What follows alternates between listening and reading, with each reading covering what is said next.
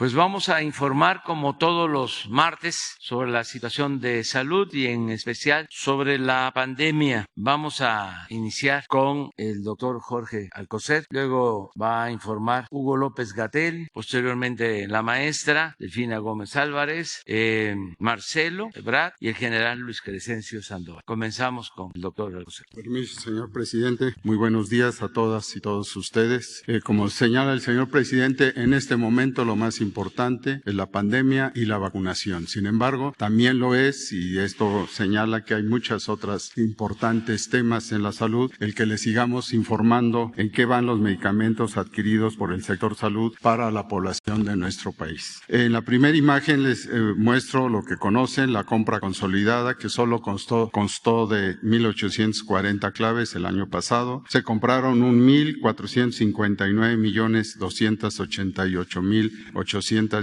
piezas, y en la siguiente lámina se muestra que mediante 78,873 órdenes de suministro, al día de ayer se han entregado 1,127,710,115 piezas a las instituciones enlistadas en la tabla. En la siguiente, y en cuanto a la relación de la distribución de medicamentos y de material de curación, han sido entregadas por los proveedores y operadores logísticos 202,501,630 piezas. En la siguiente lámina pueden apreciar que se han entregado 68,364,363 piezas y se encuentran en tránsito 10,782,634 piezas más. Lo hemos mencionado, gracias a la participación de SEDENA, de Marina, de la Guardia Nacional y de Birmex, durante el año 2022 ya llevamos realizada la entrega de 1,348,210 piezas en 15 entidades federativas, en especial equipo de protección personal, por lo que en estos días se requiere. Con el apoyo de Birmex se distribuyeron medicamentos oncológicos a Veracruz, mientras que la SEDENA lo hizo al estado de Sonora. Más aún, actualmente 28 entidades federativas se han sumado en forma voluntaria al plan de distribución a última milla con ayuda de la SEDENA y de Birmex para abastecer en conjunto con los estados 12,552 unidades de salud, y estas siguen en integración. En lo que va del mes pueden apreciar que se han cubierto 447 unidades de salud con distribución a la última milla en los estados de Guerrero, Tlaxcala y Veracruz, 368 y 79 respectivamente. Así, el número de piezas distribuidas corresponde a 1,842,147. Por último, como hemos informado, producto de la compra INSABI 2021, el abasto de medicamentos y material de curación se garantiza la continuidad en el abasto por 201 millones de piezas para el primer trimestre de 2022, mientras que por la compra UNOPS se consideran 87 millones de piezas que darán atención a la demanda de las entidades federativas hasta junio del presente. En resumen, durante enero se han distribuido en las 32 entidades 68,364,363 piezas, resultado de la compra 21. A continuación, en su presentación, el doctor Hugo López-Gatell les actualizará cómo va la compra de los medicamentos ambulatorios para el tratamiento de COVID. Muchas gracias. Presidente, buenos días. Buenos días, presidente, secretarios, secretaria, buenos días. Muy buenos días tengan todas y todos ustedes. Vamos a comentar sobre la epidemia de COVID y sobre el avance de la vacunación en los distintos grupos de interés. La siguiente, por favor. Aquí vemos en esta gráfica, hemos sintetizado en una misma imagen las tres situaciones de interés que tradicionalmente presentábamos en gráficas separadas. Los casos de COVID, enfermedades, personas que están enfermas en cualquier nivel de gravedad, la enorme mayoría leves, los casos que están hospitalizados y las defunciones. El propósito es que vean ustedes el enorme contraste que existe entre los casos que se ven en la línea verde y las hospitalizaciones y las defunciones. Noten que utilizamos dos ejes para esta gráfica. Los casos están en el eje del lado izquierdo, que es 10 veces mayor a las hospitalizaciones y las defunciones. O sea, es una diferencia muy sustancial entre los casos que produce la variante Omicron, que crecen rápidamente, pero las hospitalizaciones y las defunciones no crecen rápidamente. Esto no es particular del país, desde luego, ocurre en todos los países en donde Omicron se está volviendo la variante predominante. Esto es para reiterar el mensaje que hemos dicho desde en noviembre, cuando se dio a conocer esta variante en Sudáfrica. Se ha ido mostrando que afortunadamente, si bien es una variante del virus SARS-CoV-2 que se propaga muy rápidamente y produce una gran cantidad de personas enfermas, las personas enfermas en general, en su enorme mayoría, tienen síntomas leves, síntomas semejantes a otras enfermedades respiratorias. A lo largo de pocos días se restablecen después de haber padecido dolor de garganta, tos, a veces fiebre, dolor de cabeza, pero solo una pequeña minoría, una proporción mucho menor de lo que ocurría con la variante Delta, llegan a ser hospitalizados o llegan a fallecer. Ahora, como enfatizaremos también, esta diferencia la hace el hecho de haber sido vacunado contra COVID, tanto el esquema primario, que debe ser completo, como la dosis de refuerzo.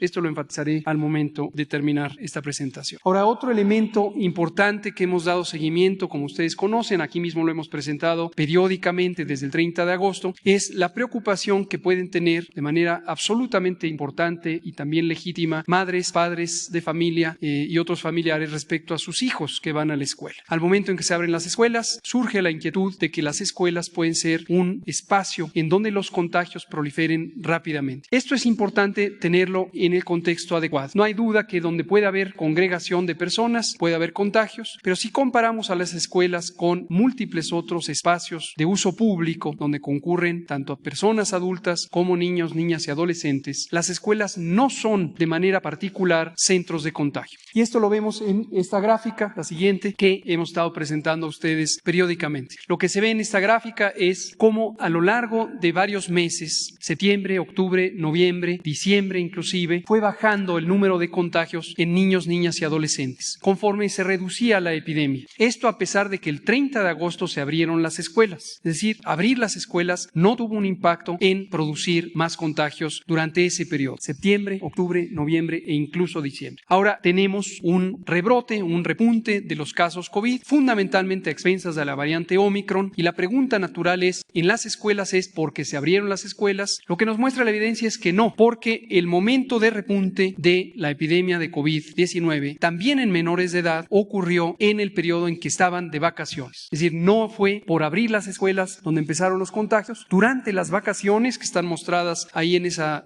sombra que dice vacaciones, es cuando empezó, al igual que en adultos, la epidemia a repuntar. Y uno pensaría, si las escuelas además producen una mayor proporción de casos en las poblaciones escolares. La respuesta de la evidencia también es no. El porcentaje de casos de COVID-19 en niños, niñas y adolescentes se ha mantenido estable a lo largo de toda la epidemia. Es lo que se muestra en el recuadro con los números, donde pueden ver para 3 categorías de edad, 0 a 4, 5 a 11 y 12 a 17 años, cómo el porcentaje se ha mantenido considerablemente estable, siendo minoritaria la afección en esa población joven y de niños y niñas comparado con el resto de la población. Entonces, la escuela no es el sitio en donde mayormente ocurren los contagios, y de hecho en el monitoreo conjunto que hacemos con la Secretaría de Educación Pública a cargo de la maestra Delfina Gómez, vemos que una cantidad importante de los contagios en niños, niñas y adolescentes ocurrió fuera de la escuela, en todos los demás espacios en donde pueden estar niños, niñas y adolescentes. Vamos a ver ahora cómo va avanzando la vacunación. Ayer tuvimos 325.860 dosis aplicadas. Mostramos siempre esta gráfica para que vean ustedes el ritmo que tiene la vacunación, pero podemos ver que en forma cumulativa ya cumplimos 156.5 millones de dosis que han sido aplicadas y corresponden a casi 83 millones de personas que han sido vacunadas. En su enorme mayoría, 92% con el esquema completo, nos resta 8% de completar el esquema conforme llegan las fechas apropiadas. Mayormente ese 8% son las personas de menores edades dentro de la población adulta. La siguiente nos muestra el porcentaje de vacunación. Se ha mantenido estable en la medida en que estamos avanzando con los otros elementos que ahora presentaré, en particular los refuerzos.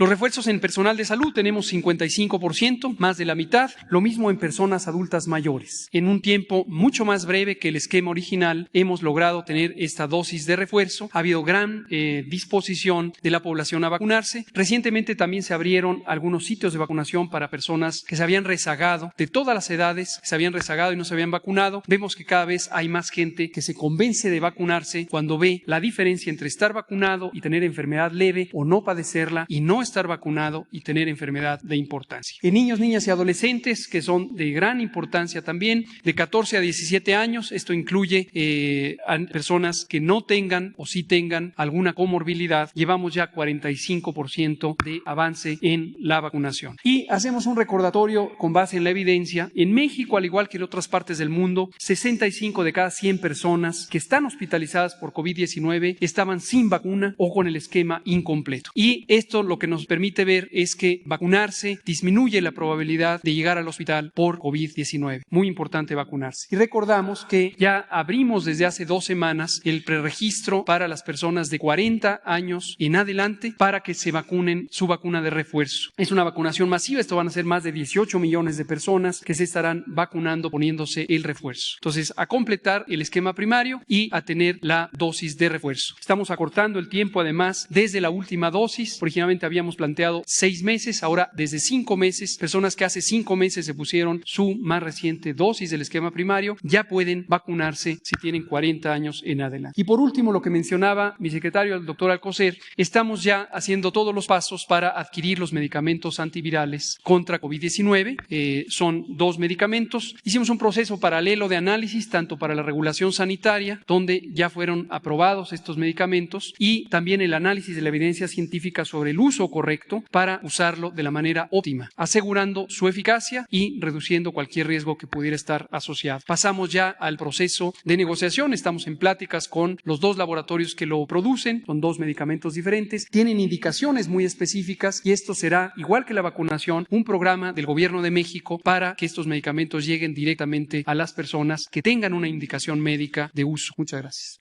Buenos días, señor presidente. Buenos días, compañeros, medios de comunicación, ciudadanos que nos acompañan a través de estos medios. En lo que se respecta al regreso a clases, iniciamos con el número de escuelas. Tenemos 187.832 escuelas que ahorita están trabajando y atendiendo a la población. En lo que se refiere al número de alumnos, tenemos 18.404.696, y en lo referente a docentes tenemos 1.705.831. Respecto a al proceso de reforzamiento de vacunación, el avance, los estados que ya concluyeron en vacunación son 22, ahí están las cifras de estos estados, y en la siguiente dando un total de 1.481.939, haciendo la aclaración de que Baja California y Colima, recordemos que se vacunaron con el biológico AstraZeneca, y ahí también ya concluyeron. Los que ahorita están en este proceso son precisamente los 9 que están a continuación, que ahorita están en el proceso de vacunación, y a cuales les enviamos un saludo y un agradecimiento a todos los que están participando en este proceso. Esperamos terminarlo ya en próximos días. Y el que nos queda es Aguascalientes, que empezó el día de hoy. El día de hoy inicia con este proceso de vacunación, dando de manera general una información de una dosis aplicada, 1.481.939, estados concluidos 22, centros de vacunación fueron 397, estados activos que están ahorita haciendo el proceso 9, y se suma Aguascalientes. En este proceso nuevamente agradezco a los 3 órdenes de gobierno que hicieron posible toda la cuestión de logística y todo lo que nos pudieron facilitar para hacer esta aplicación de refuerzo, a las diferentes secretarías, a nuestro, en especial a los de salud, que han sido muy generosos en estar atendiendo a nuestros maestros. Y también quiero aprovechar para agradecer a los compañeros supervisores, jefes de departamento, maestros, que siguen precisamente atendiendo a esta población que para nosotros es lo más valioso, que son nuestros niños y nuestros adolescentes. Los invito a que los compañeros que no se han vacunado lo hagan, a reserva de que ya se concluyó en los estados el proceso de vacunación. Se sigue precisamente abriendo esa posibilidad de que puedan acercarse a que sean atendidos y que se haga la vacunación. Seguimos teniendo el contacto, las formas de contacto, que son estas páginas en las cuales estamos a sus órdenes. Y nada más, la única invitación, insisto, es que los maestros vayan a vacunarse, es una gran oportunidad. Recordemos que el gobierno es el tercer sector que ha dado atención y prioridad. Los primeros fueron adultos mayores, segundo fue salud y los terceros son los maestros, a los cuales precisamente el gobierno tiene ese compromiso, esa responsabilidad, pero todo esa atención que tiene con el sector educativo. Y al mismo tiempo continuar con los protocolos de seguridad, eso ayuda mucho. Nos ha ayudado en ese sentido de tener ese control, porque en cuanto se percibe alguna situación de algún síntoma, inmediatamente se da celeridad y se da atención junto con Secretaría de Salud, y eso ha permitido que haya un mejor control en las instituciones educativas y junto con nuestros maestros. Muchas gracias. Sería cuanto, presidente. Gracias.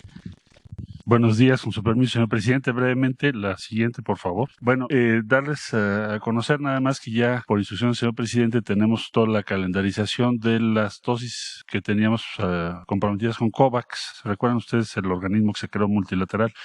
Vamos a recibir 11.7 millones de dosis de AstraZeneca, estimo la semana entrante, cuando muy tarde, si no es que antes, y 22.3 millones de dosis entre febrero y marzo, con lo cual son 34 millones de dosis por si fuese necesario para los programas que tiene programado o previsto la Secretaría de Salud. La que sigue, por favor. Muchas gracias. Ya se mencionó la aprobación de los medicamentos, el 7 de enero, el 14 de enero. Lo importante aquí es, somos el primer país de América Latina que autoriza estos medicamentos. Por lo tanto, vamos a tener la posibilidad de tener primeros medicamentos en México. La que sigue, por favor. En materia de ensayos clínicos, vamos a hacer un ensayo junto con Estados Unidos para evaluar Moderna como dosis de refuerzo para cualquier otro tipo de esquema completo de vacunación, con lo cual se facilitaría el tema de viajes hacia los Estados Unidos y el comercio. Ya lo estamos trabajando. La siguiente, por favor. Tuvimos una reunión de embajadoras y cónsules, y entonces las instrucciones que nos dio el presidente es mantenernos vigilantes ante la aparición de nuevas variantes, en coordinación con salud, asegurar el acceso a nuevos medicamentos o facilitarlo, promover la colaboración con agencias reguladoras internacionales y, desde luego, participar en la recuperación económica de México. Eso sería cuanto, señor presidente. Gracias. Con su permiso, señor presidente, continuamos con el informe de distribución de las vacunas que se tienen en existencia en INCAN y Birmex. Fueron organizadas para su distribución 9.476.490 dosis, distribuyéndose de la siguiente manera. La siguiente se organizó por vía aérea un total de 2 rutas aéreas cubriendo 5 entidades federativas.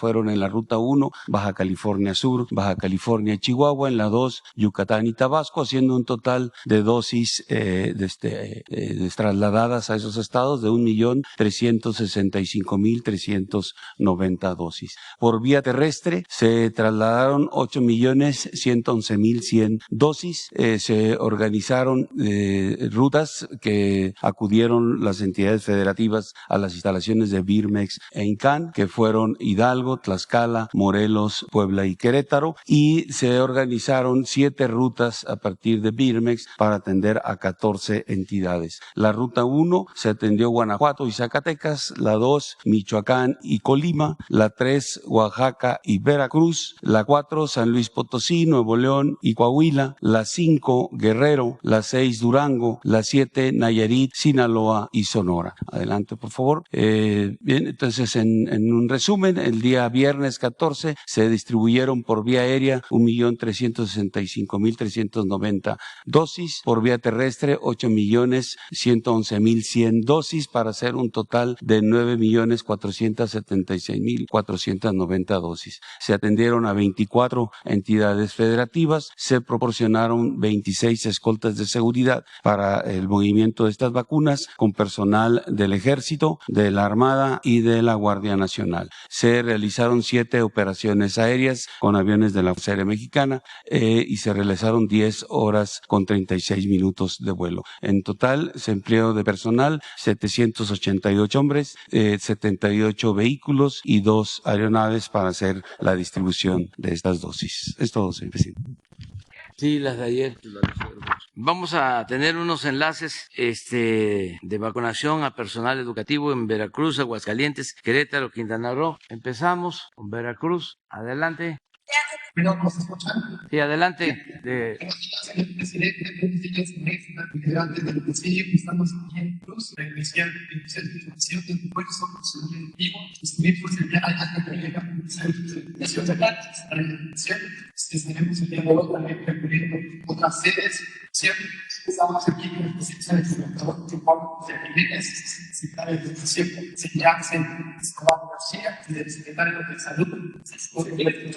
Estamos a punto de iniciar la vacunación.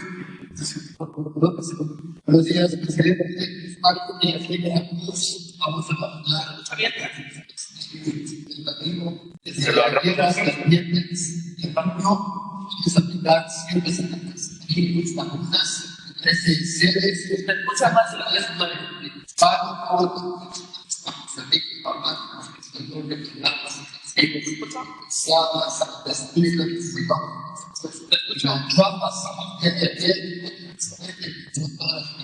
No hay forma de mejorar.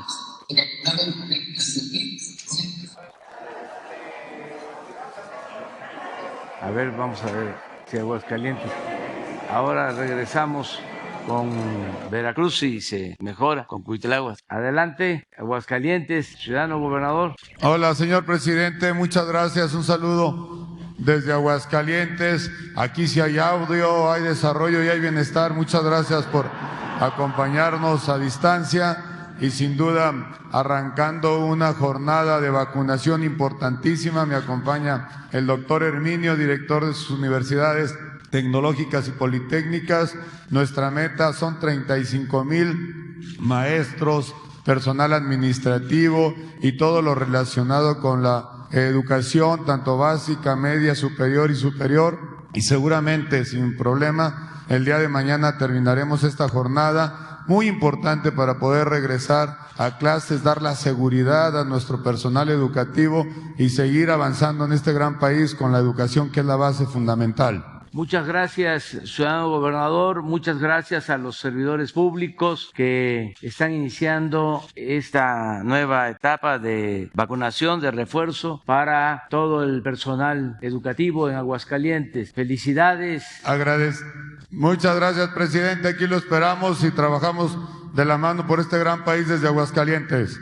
Un saludo. Muchas gracias. Gracias. Vamos a Guerrero, gobernadora. Muchas gracias, presidente. Muy buenos días a todas, a todos. Desde acá desde Guerrero les mandamos un fuerte abrazo. Saludamos al general Crescencio Sandoval, al doctor Alcocer, al secretario Ebrard, a la maestra Delfina Gómez, al doctor Hugo López-Gatell. Desde acá desde Guerrero les mandamos un fuerte abrazo. Informar que estamos en el Instituto Tecnológico de Chilpancingo. Aquí nos encontramos el delegado estatal para el desarrollo, el licenciado Iván Hernández Díaz. Nos acompaña la directora del Tecnológico, la maestra María Eugenia Reynoso, el secretario de Educación, el doctor Marcial, el capitán Napoleón, director de Coordinación Interinstitucional de Marina, el doctor Jesús Adame, subsecretario de Salud, y el compañero Ramón Cárdenas Villarreal, comisionado de la SEP para el reforzamiento de la vacunación. Decirles que, bueno, pues estamos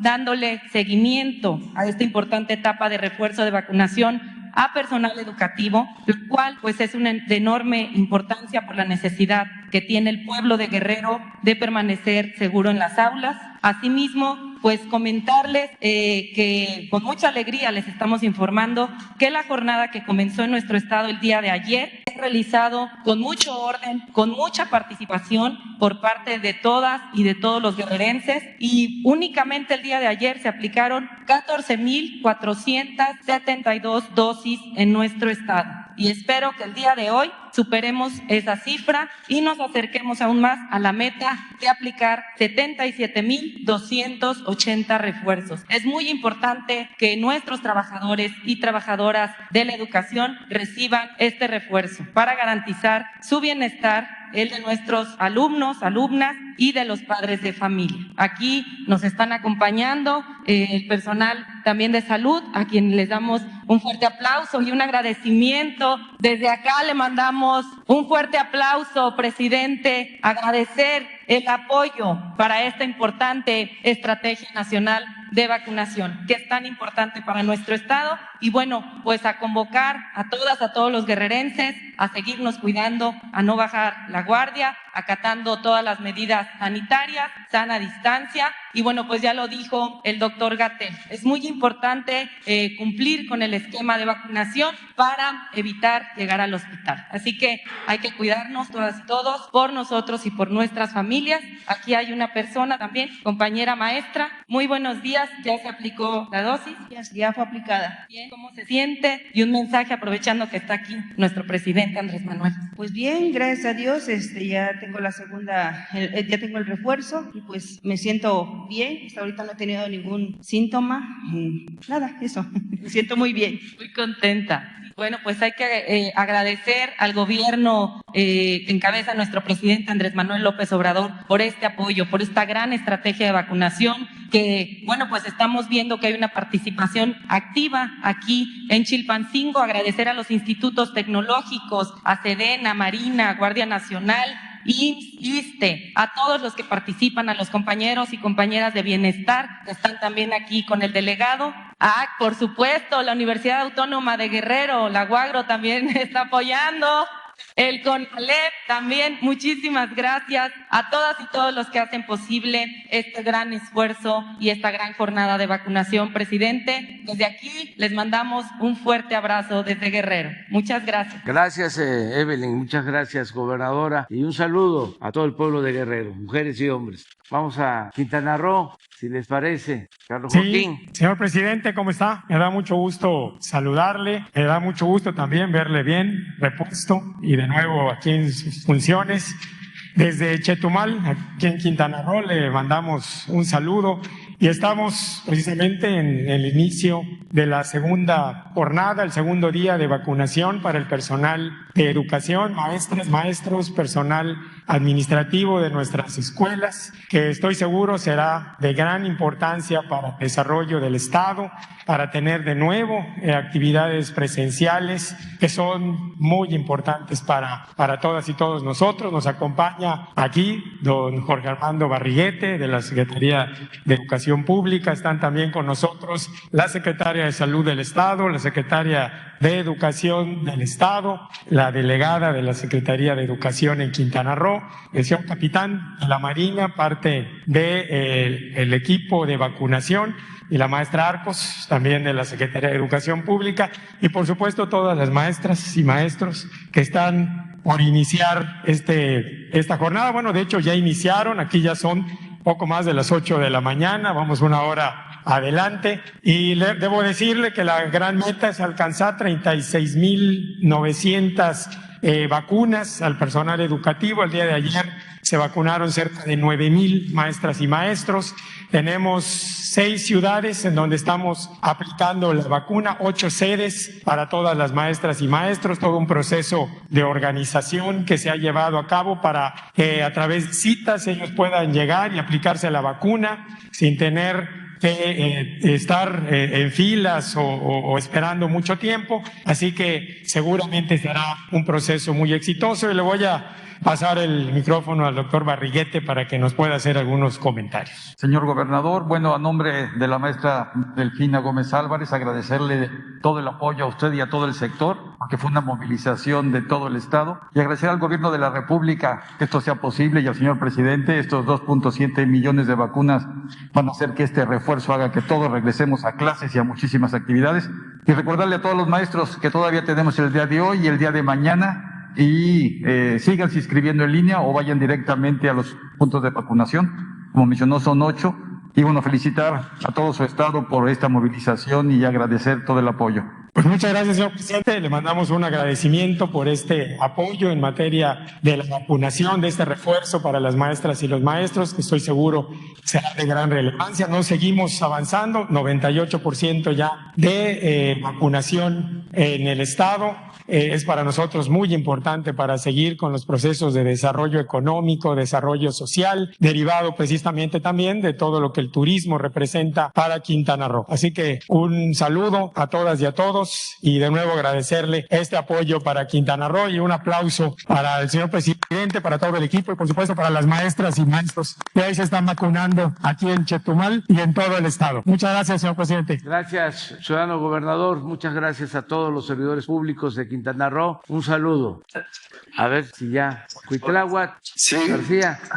Presidente, aquí en Veracruz se instalaron 13 sedes desde Pánuco, Tantuyuca, Tuxpan, Poza Rica, Papantla, Martínez de la Torre. Se volvió a cortar. No hay forma. Por teléfono. Cuitláhuac es perseverante. A ver si se puede. Mientras vemos, nos quedaron pendientes de ayer 2 compañeras, Adriana y Marta Obeso. Entonces, Adriana. Acá, presidente, buenos días. Gracias. Adriana Estela Flores, del Instituto Mexicano de la Radio. Yo le quiero preguntar primero sobre las 16 designaciones para embajadas y cónsules que se hicieron el día de ayer. Hubo muchas repercusiones, pero también críticas, especialmente en el PRI contra la designación de la exgobernadora Claudia Pavlovich y del exgobernador de Campeche. El dirigente del PRI dijo o advirtió que podrían ser expulsados del partido. Yo le quiero preguntar cómo vio primero esta advertencia y también preguntarle, presidente, por qué los gobernadores, particularmente del PRI, se han convertido en buenos candidatos para representar a México en el extranjero. Y también sobre esta designación, le quiero preguntar sobre esta polémica que también desató el nombramiento de Pedro Salmerón para la embajada en Panamá. Hubo muchas reacciones en redes sociales, sobre todo por colectivos, por feministas, que recordaron las denuncias que hubo en contra de Salmerón por estudiantes del ITAM, de la UNAM, y también cómo su nombre apareció en el Me Too académicos. Yo le quiero preguntar, en primer lugar, también si el gobierno va a reconsiderar este nombramiento, presidente.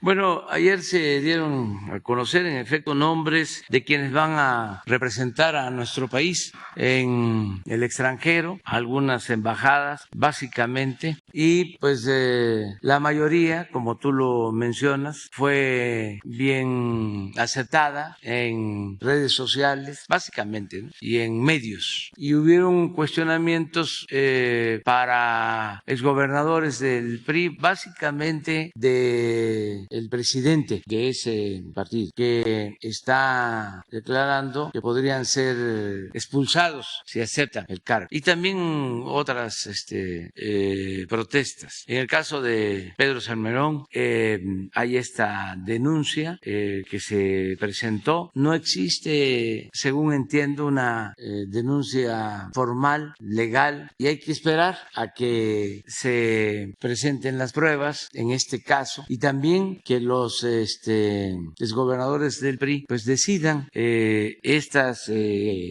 propuestas tienen que ser avaladas en el Senado. Es un proceso que se inicia. Nosotros tenemos buena opinión de todos los propuestos, de todos. Por eso hicimos este planteamiento. Todos para nosotros son mujeres, son hombres que merecen respeto y representarnos. En el caso de los gobernadores, pues no hay denuncias en contra de ellos. Ojalá y se presentaran.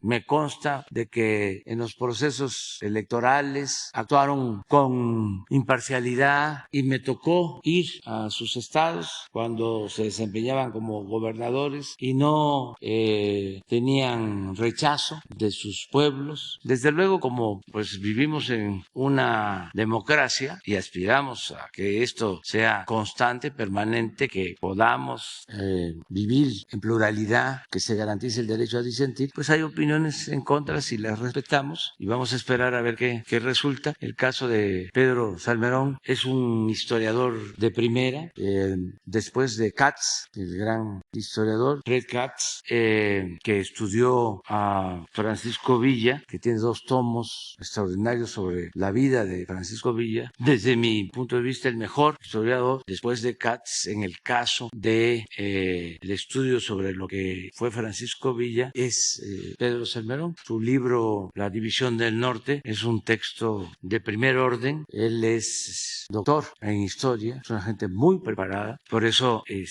vamos a esperar que haya información, que haya pruebas, para no adelantarnos. Presidente, pero insistiendo en en el caso de los exgobernadores del PRI, ¿por qué ellos son buenos candidatos para representar a México en el extranjero? Porque nosotros gobernamos en un país plural y repito, México es una democracia, es un país democrático y todos tenemos derechos a participar. El gobierno no debe de ser faccioso, el gobierno no puede representar como era antes a un partido, el gobierno es de todos. Si están participando ellos es porque queremos que México se exprese en el mundo como es, plural. ¿Ustedes creen que en el servicio exterior mexicano todos son de Morena? Les puedo garantizar que son la minoría y sin embargo se ha respetado a quienes tienen militancia en otros partidos y trabajan en el servicio exterior porque han cumplido, no importa de qué partido son. Invité a participar a un exgobernador del PAN, a Corral, nada más que tiene doble nacionalidad y para ser embajador se requiere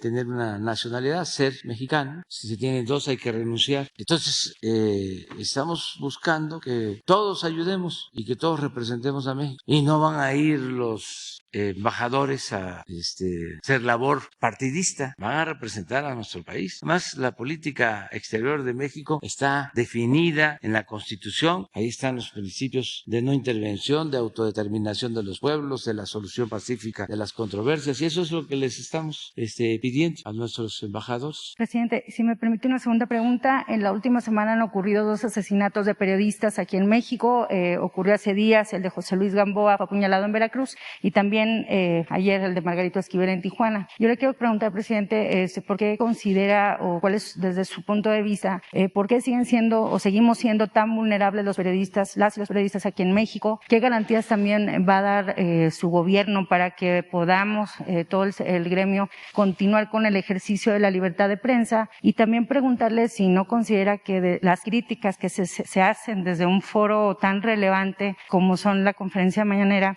aumentan los riesgos para el gremio periodístico. Muchas gracias. No, esto último no, esa es una especulación. Yo diría que incorrecta. O sea, no tiene nada que ver. Si analizamos caso por caso, no hay ninguna relación. Pasado mañana, que es el informe sobre seguridad, se van a hablar sobre estos casos, o sea, sobre los móviles, sobre el por qué estos asesinatos. Ahora, al contrario, hay 2 cosas distintas. Una, que no se persigue a nadie desde el Estado, como era antes. Y ojalá y eso lo acepten. Y lo otro que nos hace diferentes es que no se permite la impunidad. Pasado mañana vamos a hablar de ese tema. Claro, nuestros adversarios pues aprovechan todo para atacarnos, pero en realidad en el fondo no es que sinceramente les preocupe, como nos debe de preocupar a todos, el que pierdan la vida seres humanos. Ellos lo que buscan siempre es sacar provecho hasta del dolor humano, siempre y cuando sea para afectarnos, porque son muy deshonestos. Si tenemos diferencias políticas, ideológicas, en ese plano, en ese terreno, tenemos que dirimir nuestras diferencias, no utilizar cosas que tienen que ver con el dolor, con la desdicha de otras personas, no actuar como sopilotes, para decirlo con toda claridad. Estamos en un proceso de transformación, están muy molestos algunos, sobre todo los de la élite, los de arriba, no todos, pero la molestia no es de los pobres, no es de la mayoría. La molestia es de la cúpula que vivía colmada de atenciones y de privilegios y que medraba y que oprimía y que se robaba el dinero del pueblo. Ellos son los que están inconformes, los que hacían jugosos negocios al amparo del poder público, sus voceros, los intelectuales alcahuetes y algunos también que, aunque parezca increíble, les gusta la corrupción. Es una especie de masoquismo que hay en ciertos sectores, que en vez de estar en contra del régimen corrupto que imperó durante mucho tiempo, lo defienden a capa y espada y nos ven a nosotros como demonios porque estamos combatiendo la corrupción y la impunidad. Pero bueno, somos libres y es un proceso que estamos viviendo en México muy interesante por eso, porque ya no hay simulación. Antes habían escritores, periodistas, conductores de radio, de televisión, intelectuales que hablaban de que eran independientes, que pertenecían a la sociedad civil, que no tenían partido, y ahora ya, pues es más que claro que se han agrupado en contra de lo que nosotros representamos. Es fuera máscaras. Y eso es muy bueno porque se termina con la simulación. Es como ahora que viene lo de la aprobación o no de la reforma eléctrica, va a ayudar mucho a la definición, porque con mucha claridad se va a saber quiénes están a favor de que se fortalezca la Comisión Federal de Electricidad, que es una empresa pública, y quiénes están a favor de Iberdrola y de las empresas extranjeras y también de las empresas nacionales que reciben subsidio en el mercado de la energía eléctrica. Va a quedar muy definido. Eso es mucho mejor que estar simulando con la política robalera, porque solo el robalo es el que anda en dos aguas. Aquí es definirnos, nada de medias tintas, nada de estar engañando, que estamos a favor del pueblo y estamos en contra de la corrupción y la ley es la ley y el Estado de Derecho y no nos va a temblar la mano. Ya esa demagogia ya no sirve, y no porque lo diga yo, sino porque la gente ya no les cree. Yo celebro que se definan, eso es mejor. Antes que habían dos partidos, ¿no? Que también engañaban, que eran distintos. ¿Se acuerdan? ¿Cuánto tiempo engañaron de que eran diferentes? En honor a la verdad, ¿qué se nos va a olvidar eso? Para los jóvenes, que le den una repasada a la historia de los partidos políticos en México. Cuándo nacen, cómo se transforman, cómo se desarrollan. Hasta hace poco habían dos partidos supuestamente diferentes. Y al final siguen formalmente como partidos independientes, distintos, pero en los hechos son lo mismo. Incluso hacen alianzas, postulan a los mismos candidatos, defienden el mismo programa de privatizaciones.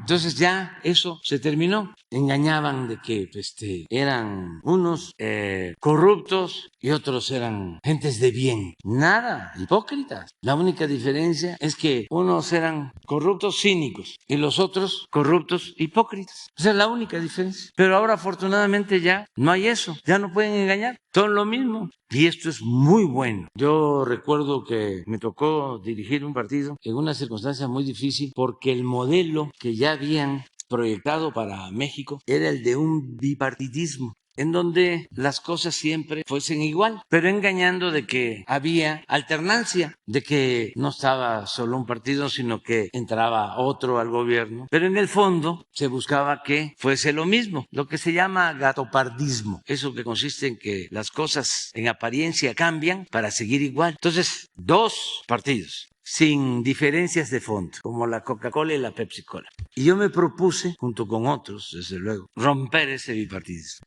Y lo logramos. Me acuerdo en una elección en 1997, esto para los jóvenes, por primera vez el partido que nosotros representábamos logró el segundo lugar en la Cámara de Diputados. Ahora estaba yo viendo a este señor Morales Lechuga que dice que no se había tenido un presidente tan malo como el que les habla desde hace 90 años. Y me puse a pensar, ¿qué le hice yo a este señor?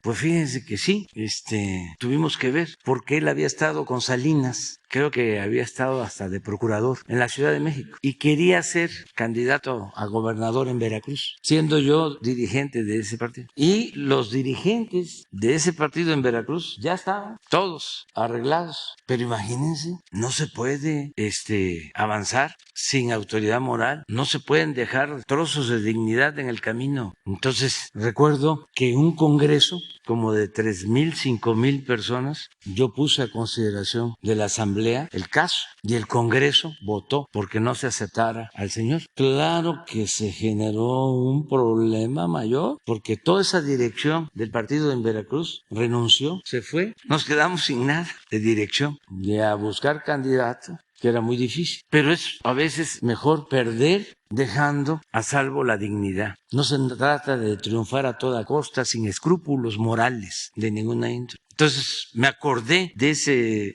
tema porque, bueno, ¿por qué el señor habla de que somos de lo peor en los últimos 90 años? Pues se debe a eso. Entonces hay mucho enojo porque en esta lucha pues se tienen que enfrentar intereses creados, privilegios, pues es normal que no nos quieran, pero también que eso es la parte que reconforta. Hay mucha gente que nos apoya, mucha gente, y a veces hablan de polarización. Pues no, la polarización es por la desigualdad. La polarización es porque hay una monstruosa desigualdad. Una minoría tiene mucho y la mayoría tiene poco. Esa es una polarización. Pero en lo político, no, porque la mayoría de nuestro pueblo está a favor del cambio, está a favor de la transformación, quiere que se destierre la corrupción. La mayoría es una élite, pero son muy pocos, es una minoría, los inconformes, porque pertenecían al antiguo régimen corrupto, de injusticias, de privilegios, y eso ya cambió, afortunadamente. Pero bueno, es para contestar así más ampliamente tu pregunta.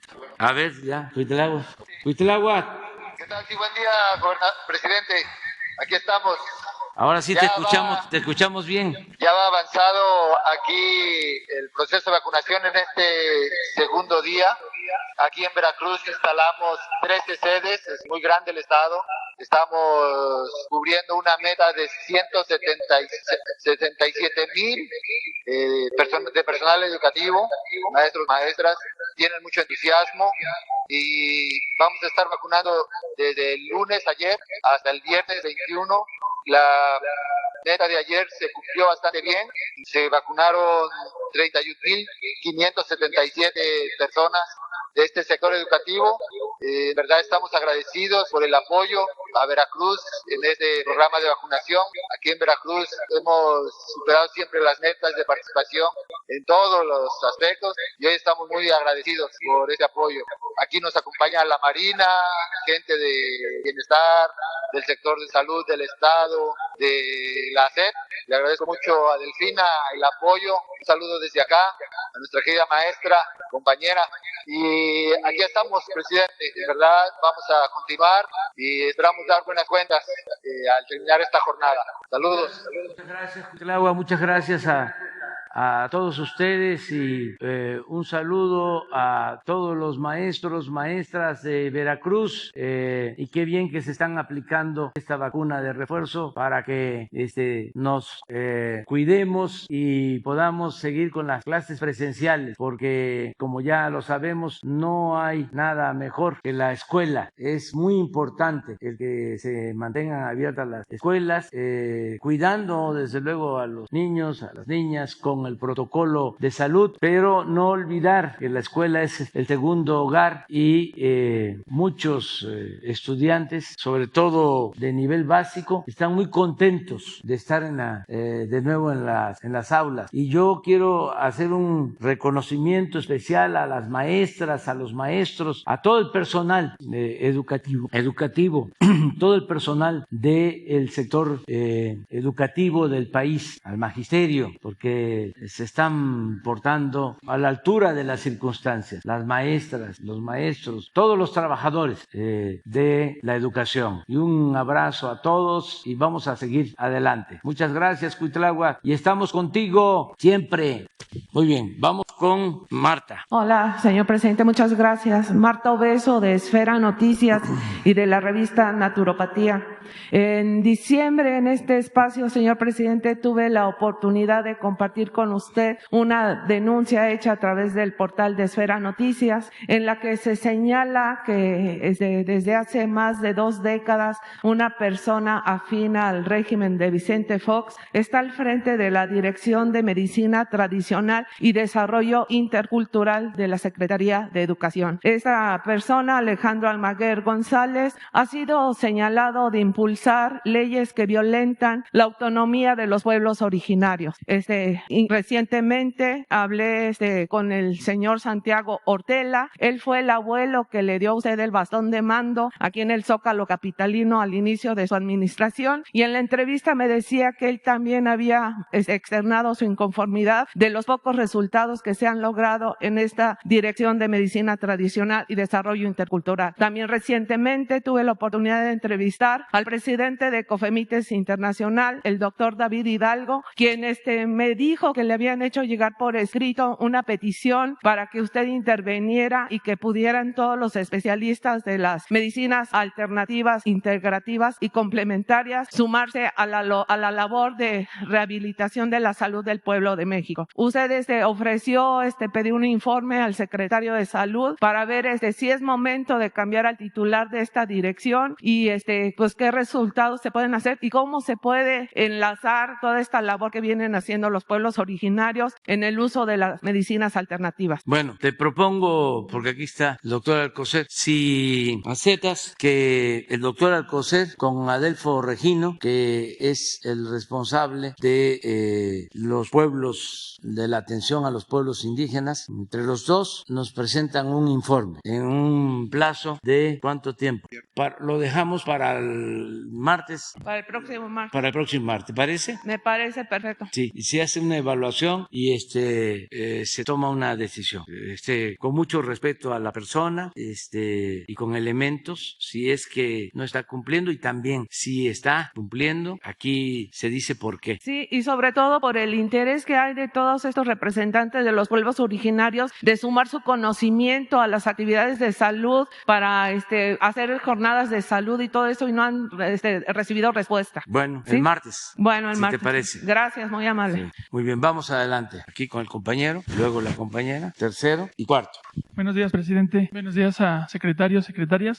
Manuel López del Sol de Yucatán y Sol de Quintana Roo. Durante los últimos 2 años, 3, hemos documentado en el municipio de Mérida cómo el alcalde Renán Barrera Concha, que ya cumple su 3er periodo además en este trienio, tiene una acusación en la Fiscalía General de la República por el desvío de 18 millones de pesos y por enriquecimiento ilícito. Además, entre otras cosas, tenemos pruebas de que su hermano Jorge Barrera Concha participa o ha sido beneficiado con la entrega de contratos de obra pública, que lo anterior representa un claro conflicto de intereses. Además, en temas como limpieza de parques y áreas verdes, se ha gastado alrededor de 217 millones de pesos con un conglomerado de 20 empresas fantasma. Y finalmente, había dicho a la población de Mérida que no habría incrementos en el tema de impuestos y tenemos las pruebas, igual que el predio subió un 46% para este año. Y en lo que respecta a Quintana Roo, la senadora todavía de Morena, Maribel Villegas Canché, sigue gozando de la impunidad de haber recibido en 2015 a través de su hermano Javier Villegas y su esposo Jorge Gilberto Parra 175 hectáreas divididas en 35 lotes de terrenos del ejido de San Matías Cosgayá en el municipio de Mérida. Todo esto sin la intervención de los ejidatarios, que son los propietarios y que han sido despojados.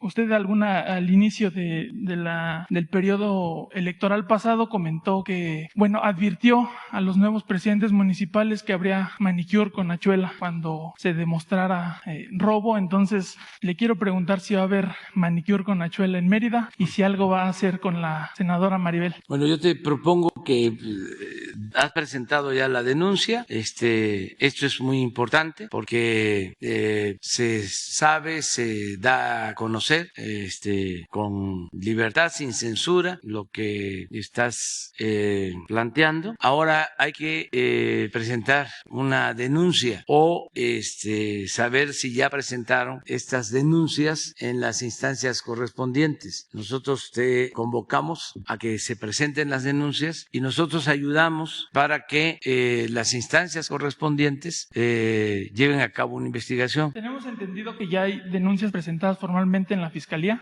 por las partes afectadas, en el caso de Renán y en el caso de Maribel. Desde 2015 están los casos presentados y siguen en espera. La Fiscalía Especializada había dado avances de que tenían recibido todo, pero al final no hay ninguna solución para los ejidatarios ni hay ningún avance en contra de las demás denuncias. Ya las denuncias. Sí, de ambos casos ya están y no hay...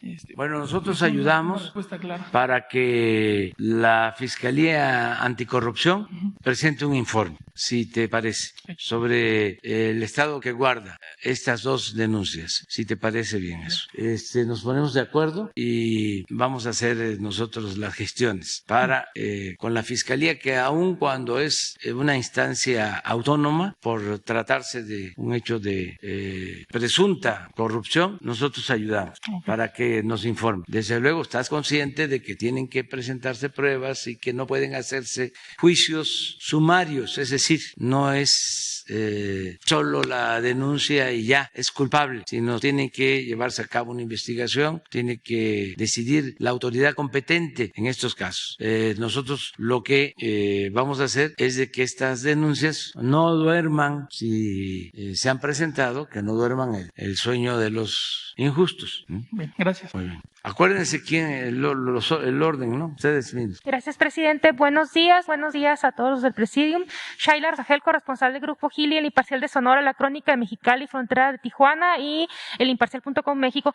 Presidente, sobre el nombramiento de la exgobernadora de Sonora, Claudia Pavlovich, preguntarle cuándo tomó esta decisión de invitarla y también preguntarle específicamente, ahorita ya le preguntaba a la compañera, pero ¿qué opina de esta amenaza del dirigente nacional del PRI, Alejandro Moreno, pues de expulsarlos del partido a los dos gobernadores priistas y dos exgobernadores si aceptan su invitación? Pues tomé la decisión porque yo recorro el país constantemente, hablo con todos los gobernadores, los llego a conocer. En el caso de la gobernadora de Sonora, siempre trabajamos de manera coordinada por el bien del pueblo de Sonora, independientemente de las banderías partidistas. Y ella, en una plática, porque yo siempre me muevo, ahora sí que a ras de tierra, son muy largos los recorridos en Sonora. Me acuerdo que una vez me acompañó de Bavispe hasta Hermosillo, ¿sí? Y son como 6 horas. Y pues ahí se platica y se platica. Me ayuda mucho también, entre otras cosas, porque así veo cómo están los caminos, así voy viendo los pueblos, ahí sí también voy admirando la naturaleza, y hay unas zonas en ese camino, por ejemplo, bellísimas, de barrancas, un mirador, exactamente.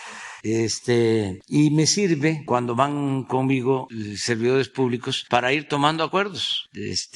Ahora me está acompañando el secretario de Hacienda y ahí vamos hablando, lo que pues aquí es más difícil, ¿no? Porque todos estamos muy atareados. Allá en esos tramos aprovechamos para hablar y hablar pues, con todos lo hacemos de esa manera. Y en una ocasión ella me dijo que había estudiado y le interesaba mucho la política exterior en ese entonces, que tenía ella deseos, incluso que había estado estudiando relaciones internacionales y que ella tenía ese deseo de trabajar en el servicio exterior. Y desde entonces le dije, bueno, pues termines, si hay posibilidad, te invitamos y pues ve platicando con tu familia, porque también se requiere de la aceptación de los familiares. Y así fue que se tomó la decisión. Sobre lo político partidista, pues eso lo tienen que decidir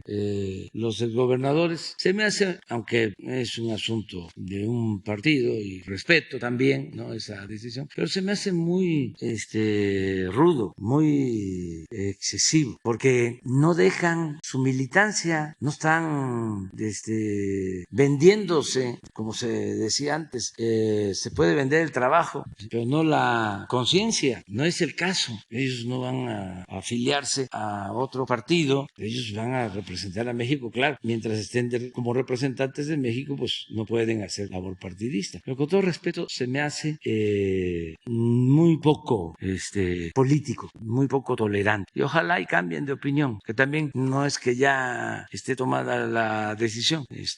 A lo mejor si hablan con ellos y aseguran que van a seguir militando o que por convicción, son militantes de ese partido, a lo mejor se entienden y ya no hay ningún problema. No es más que eso. El otro señor, Aiza, una gente grande, seria, respetuosa, a pesar de una situación tan difícil ahí en Campeche, nunca tuvimos problemas. Siempre nos entendimos con él y pues uno agradece eso también. O sea, ya son gentes mayores, vamos a decir, serios, y por eso lo invitamos. Gracias, presidente. Preguntarle al doctor Alcocer, aprovechando que está aquí, sobre lo que dio a conocer ahora en la primera reunión del Consejo Nacional de Salud para el Bienestar, los cambios, las modificaciones que se están haciendo a la metodología para el semáforo epidemiológico.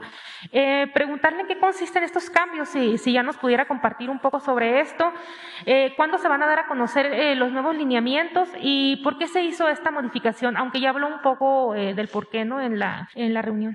Con permiso, señor presidente. Efectivamente, todo lo que se ha construido en estos más de 2 años va ajustado a lo que va sucediendo. Estamos en una condición donde el grupo de virus, porque no es solo el coronavirus, el SARS-CoV-2, nos lleva precisamente a esa dinámica. Y en particular, cómo se logra estar atento y cómo se va a ubicar, a determinar el cambio, que es un factor de riesgo, es un semáforo de riesgo para ir viendo los colores que de hecho aprovecho para señalar que en varios países les ha llamado la atención y han modificado sus formas de evaluar el curso de la epidemia, de la pandemia, de acuerdo a esas mediciones. Esto desde luego es propio de cada país y de nuestro país también ha sido reconocido eso como la comunicación social. Y el tercer punto y muy importante es la forma en que se logró con tiempo, con el seguimiento y con la adaptación de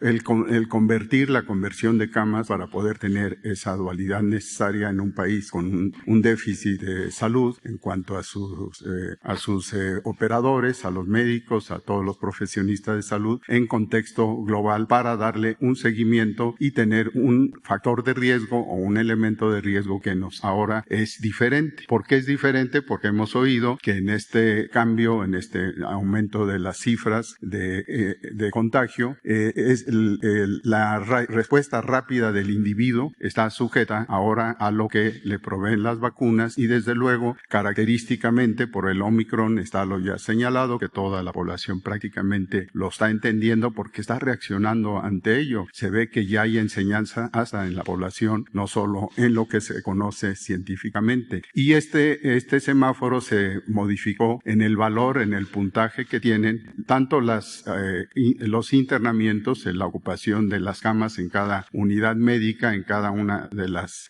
unidades que están atendiendo el COVID y que, por cierto, en ese operativo se avanzó, y lo señalé, se aprendió y se agilizó dejándolo dinámicamente en cuestión de días, como ha sido ahora su disparo, su acción. En este sentido, y lo relativamente más novedoso es atender y ponderar diferente lo que es el tener una variante, el Omicron, con una acción de contagio muy rápida, muy importante, derivada de sus condiciones biológicas, les voy a decir así, del virus, y desde luego la respuesta en el organismo para un curso clínico muy diferente, muy rápido y que, como ustedes han visto, en la mayoría de los casos no hay ocupación de camas, de ventilador, desde luego, con afección importante, y ahí se le dio esta ponderación. Aquellos que tienen un cambio en el semáforo de los colores es por un manejo de cifras, de números que es totalmente nuevo. Y esto lo estamos experimentando hasta ahora. Esto se anunció y se tomó a partir, si no me equivoco, de este lunes pasado, de este fin de semana, y que el viernes se dio a conocer y vamos a tener 15 días para su evaluación y posibles cambios que nos dan un color diferente y una interpretación también diferente. Gracias, secretario. Gracias, presidente. ¿Quién sigue? Adelante. Gracias, presidente. Buenos días, Mara Rivera de Enfoque Noticias. Aprovechando que recuerdo que le había hecho una pregunta respecto a los maestros de prepa en línea, de estos profesores que, por ejemplo, tan solo en este primer trimestre del año van a atender a 24 24,000 estudiantes que necesitan tener el nivel medio superior acreditado y que hay de diferentes edades, desde jóvenes hasta ya adultos, ¿no? Entonces, usted había prometido regularizar su situación de estos maestros y bueno, y a propósito que dijo que iba a pedirle a la secretaria de Educación Pública, pues este estudio si ya se había evaluado, si hay condiciones, si hay a lo mejor recursos para hacerlo o no, porque son maestros que al final, pues no solamente se supone que tendrían que estar o están incluidos dentro de la política educativa del país, sino que están pues funcionando y son maestros que yo le comentaba, pues tienen grados, estudios, no son como pudiera pensarse a lo mejor improvisados o como no sé, de escuelas patrulla, ¿no? O provenientes de esto, no. Son profesores que tienen grados y que piden o preguntan qué hacer para que sean reconocidos dentro del sistema educativo nacional y que no sean tomados como maestros de segunda, ¿no? En relación a los maestros acreditados en la SEP que tienen aguinaldo, que tienen servicios médicos, porque ellos en alguna ocasión lo tuvieron. Un año tuvieron estas prestaciones y esta situación y ahora están bajo el esquema del outsourcing. Entonces, no sé si esto se platicó ya con la titular de la SEP, si tiene usted un reporte de esto, si hay posibilidades a lo mejor, no sé, ahora por la situación económica del país quizás difícil pensar que pudiera ser de manera inmediata en su gobierno, pero si dejaría algo antes de que termine su gestión administrativa, presidente. ¿O qué le dijo la SEP? Sí, ¿sí hay respuesta? Sí. De manera breve, efectivamente es una instrucción que nos dio el señor presidente de atender a estos compañeros maestros. Se está haciendo el estudio porque estamos viendo con Hacienda, estamos viendo con el subsecretario y yo pediría que en la próxima semana podamos hablar del tema, pero sí es algo que está atendiendo en atención a la preocupación que tiene el presidente de atender a los compañeros. Sí, gracias. Y la segunda pregunta, presidente, es respecto a las expectativas del Producto Interno Bruto. Se dice que en el 2021 el país pudo haber crecido porque está por confirmarse más de 5%, 5.4%, pero para este año se prevé que en las expectativas de parte de los analistas del mismo, no sé, ahora del gobierno, si esta expectativa podría ser hasta del 3% para este año, 2.9, algo así se menciona, y para el siguiente se podría disminuir más 2.2%. Entonces, la pregunta es si dentro de este camino se consideraría ajustes al presupuesto, más acciones, o si podría compensarse esta disminución que se prevé con los proyectos que tiene en materia de infraestructura, con el sector privado, más acciones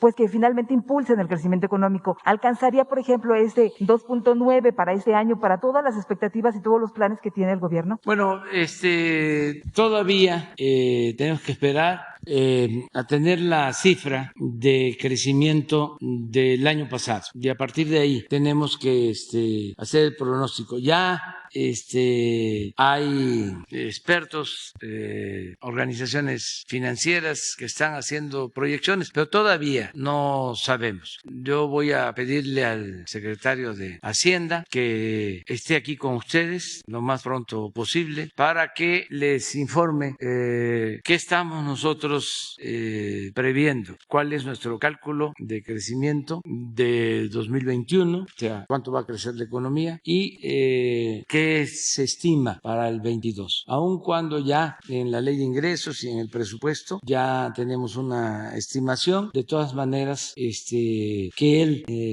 venga a reafirmar o a modificar esa proyección. Lo que yo puedo comentarles es que aún con esta nueva variante y sus efectos, la economía mexicana sigue creciendo. Ayer me dieron el dato sobre el consumo de combustible, la venta de combustible de Pemex, y ese es un buen indicador y está creciendo como no se veía antes. Y hay otros indicadores que nos muestran de que vamos recuperándonos en lo económico, pero vamos a esperar.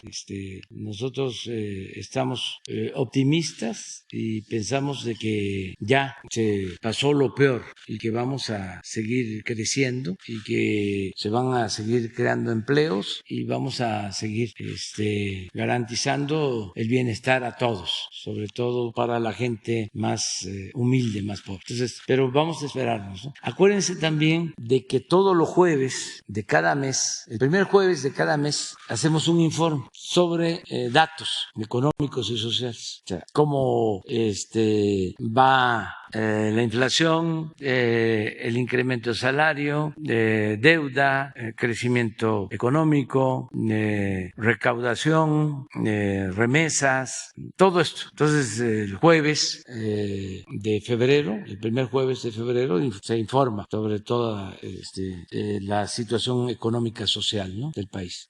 Gracias, buenos días a todos y a todas. Liliana Noble de Pulso Saludable. Señor presidente, quisiera preguntarle, usted nos ha platicado en reiteradas ocasiones sobre el combate a la oferta de las sustancias, pero quisiera saber cómo va la prevención de la demanda de las sustancias y, por supuesto, conocer cómo va la Estrategia Nacional de la Prevención de las Adicciones, conocida como EMPA. Esa sería mi primera pregunta. Gracias. ¿Hablas de la campaña? Sí, de la estrategia. Vamos a pedirle a Jesús.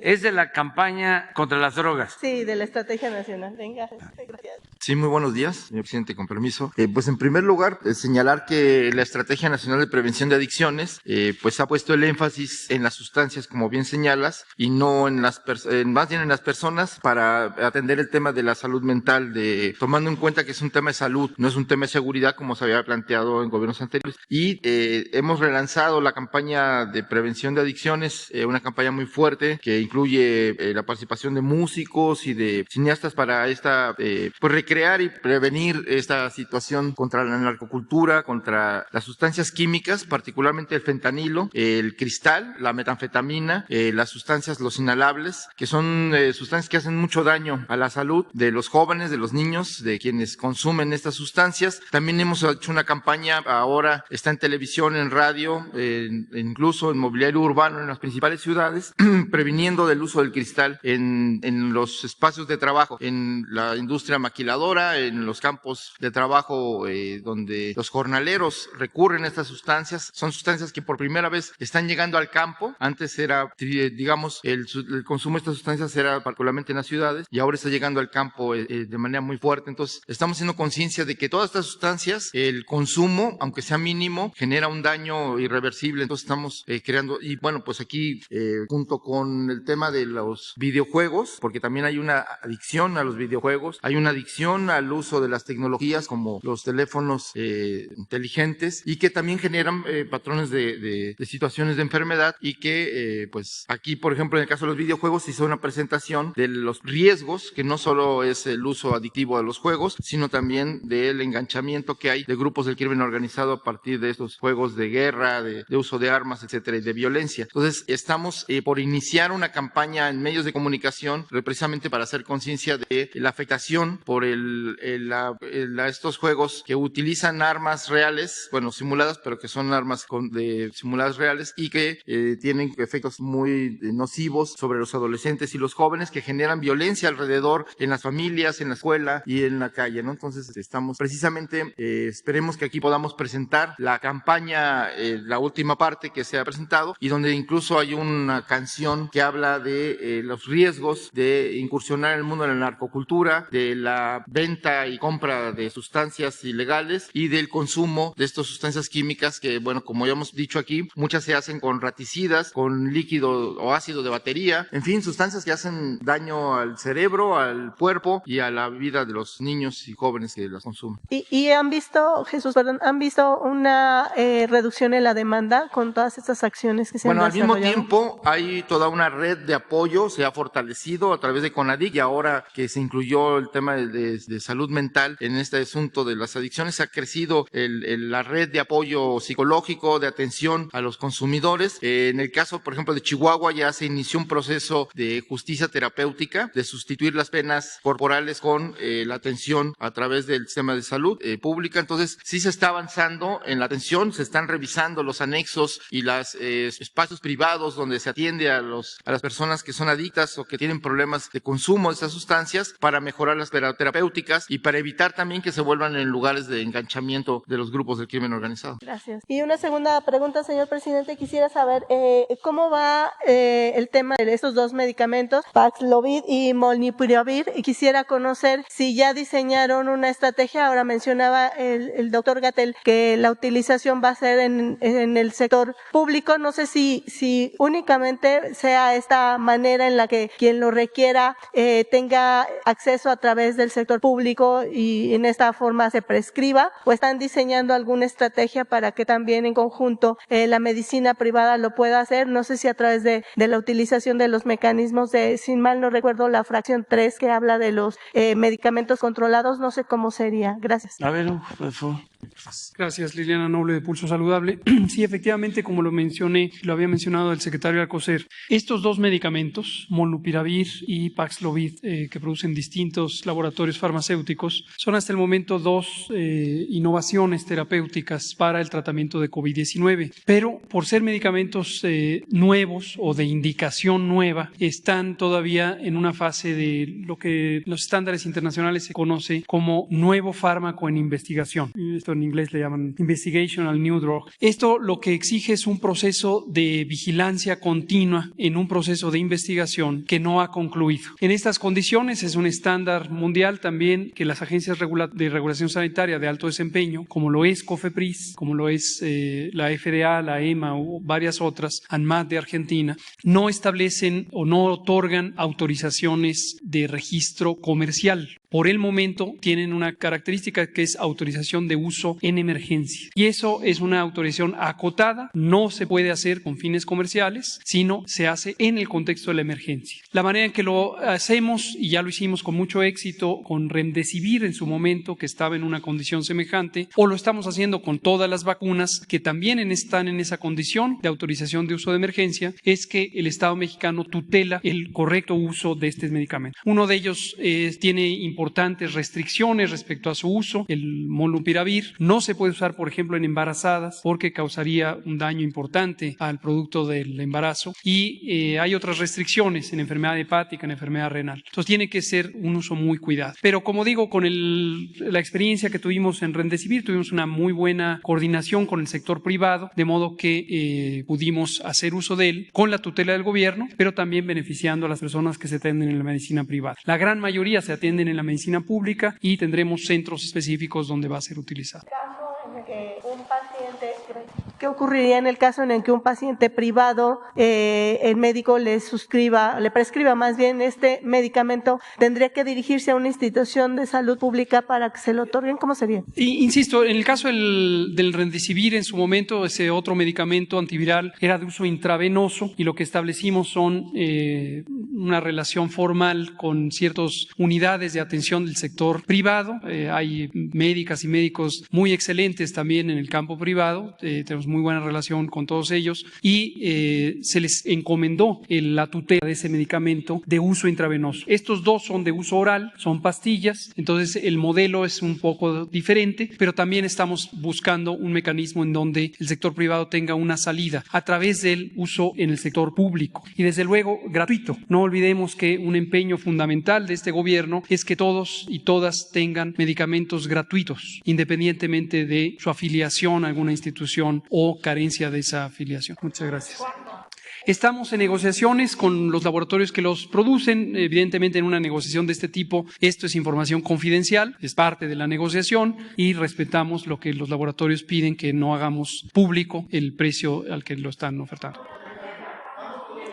Muy pronto, ya la negociación está en curso avanzado. Tuvimos un esquema muy temprano de relación, los laboratorios nos buscaron, y en la Secretaría de Salud establecimos varias vías de comunicación. Una fue para el propósito de regulación sanitaria, que culminó con éxito con las autorizaciones de uso de emergencia. Aquí quiero destacar también en mi agradecimiento a nombre del sector salud a CONACYT y a la doctora Álvarez Builla y a un grupo de expertas y expertos en ciencias de la salud que forman parte de un grupo técnico de análisis que nos ha ayudado mucho a facilitar el proceso de la autorización sanitaria. Pero en paralelo teníamos ya relación con las representantes de ambos laboratorios, y entonces fuimos construyendo la negociación. Probablemente en esta semana o la que sigue se concretará, y en febrero ya estaría en uso, si no es que en la última semana de enero. Por el momento son los que existen en el horizonte de innovaciones. Como dije la semana pasada, el presidente nos ha encomendado no escatimar esfuerzos, no solo no escatimar en recursos, sino en esfuerzos de buscar anticipadamente en los circuitos científicos, destaco eso, no con una perspectiva comercial, sino una perspectiva científica y de beneficio a la salud, estar rastreando cuáles pueden ser innovaciones para una mejor atención. ¿Vale? El número lo estamos justamente determinando con base en los perfiles de la proporción de casos que estimamos podrían tener indicación. Las indicaciones de uso en general son en personas con alto riesgo de complicaciones. Es muy importante destacar esto, no cualquier persona que tuviera infección por SARS-CoV-2, particularmente ahora que está la variante Omicron que causa en general enfermedad leve, no necesitarían tomar este medicamento. De hecho, sería incorrecto que lo tomaran. Esto quiero, gracias por la pregunta, destacarlo. No es que cualquier persona que salga positivo a la prueba o que tenga síntomas leves lo debe tomar. De hecho, la minoría de personas lo debe tomar. Cuando se hicieron los ensayos clínicos de ambos medicamentos, molnupiravir y Paxlovid, se investigaron antes de tener altas coberturas de vacunación en personas no vacunadas y se investigaron cuando existía la variante Delta y otras variantes previas que dan un cuadro clínico más agresivo. Es muy importante tenerlo en cuenta. No es para un uso generalizado masivo, es para prevenir las complicaciones en personas que tienen alto perfil o alta probabilidad de complicaciones. Bueno, nada más para complementar, porque se está llevando a cabo el acuerdo, para no hablar de negociación, con las farmacéuticas y se tiene que mantener en sigilo. Son de las condiciones que ellos solicitan.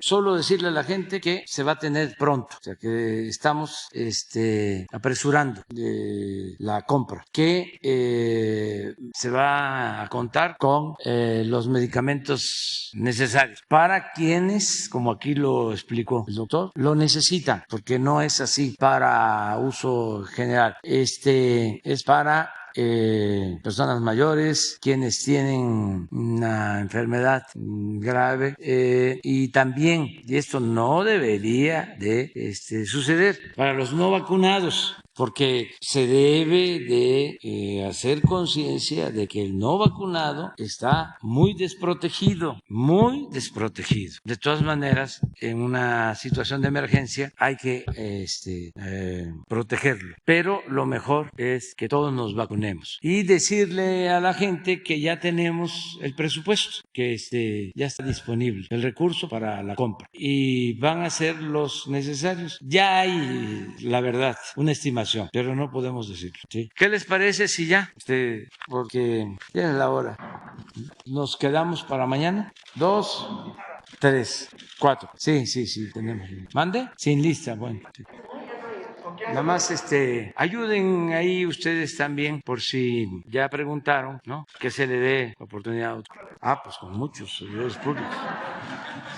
De aquí nos vamos a una reunión con el secretario de la Defensa y con el secretario de Marina para ver temas. Aquí.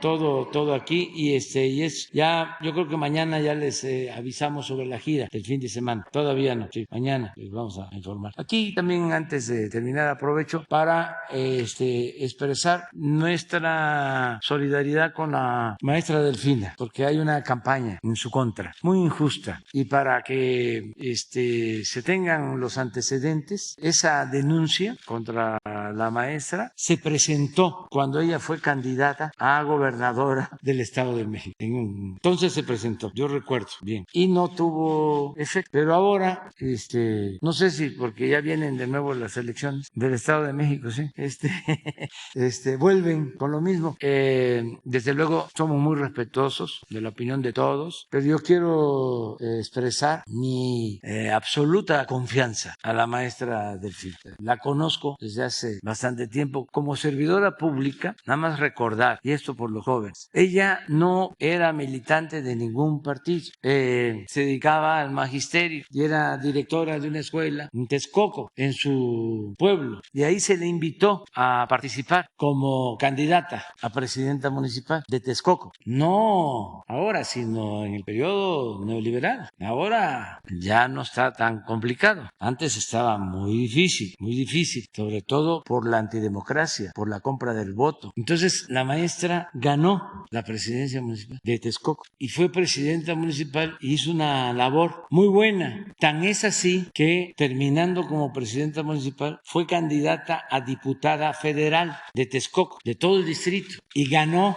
Si hubiese hecho un mal trabajo como presidenta municipal, no hubiese ganado la Diputación Federal. Todo esto antes de que nosotros triunfáramos o se ganara la presidencia de la República. Entonces ganó la Diputación Federal y luego fue candidata a gobernadora en una elección muy competida, vamos a decir. Y esa es la historia pública de la maestra. Entonces, la acusación que le hacen es de que cuando fue presidenta municipal, trabajadores del ayuntamiento aportaron recursos para el movimiento. Y entonces la acusan a ella de haberlos obligado y de haberse quedado con el dinero. ¿Cómo?